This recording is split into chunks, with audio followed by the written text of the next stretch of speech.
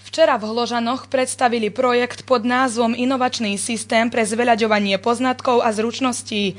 Vedomosti pre všetkých.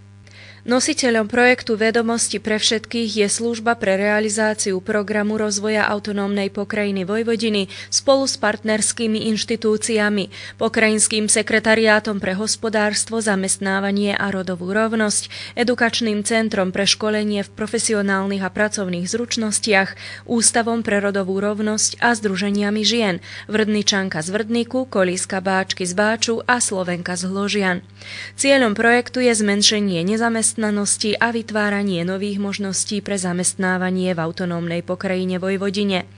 Prítomných na prezentácii projektu privítala predsedníčka Spolku žien Slovenka Viera Miškovicová.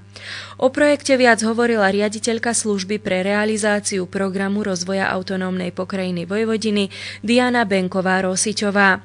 Projekt trvá 18 mesiacov, z čoho jedna časť je už za nimi, informovala. Projekt ponúka školenie pre kuchárov, pekárov, cukrárov, pre marketing, manažment a prácu v turistike, pre podnikateľstvo a inovácie a pre výrobu suvenírov a ručných prác. Všetky školenia sa konali v edukačnom centre v Novom Sade. Zatiaľ sa do projektu zapojilo 300 záujemcov, z čoho asi 102 už si našli prácu, tvrdí pani Benková-Rosiťová. Je to i vďaka tomu, že tesne po ukončení školenia organizujú osobné stretnutia medzi absolventmi kurzov a zamestnávateľmi.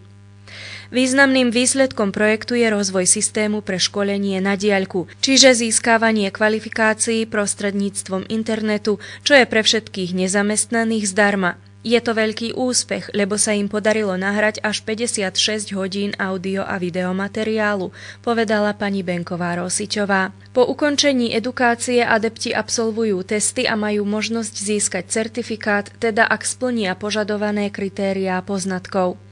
O edukačnom centre hovoril jeho riaditeľ Budislav Medurič.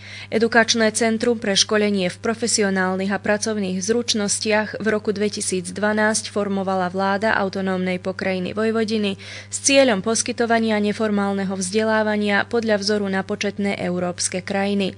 Školenia trvajú od 7 dní do 3 mesiacov.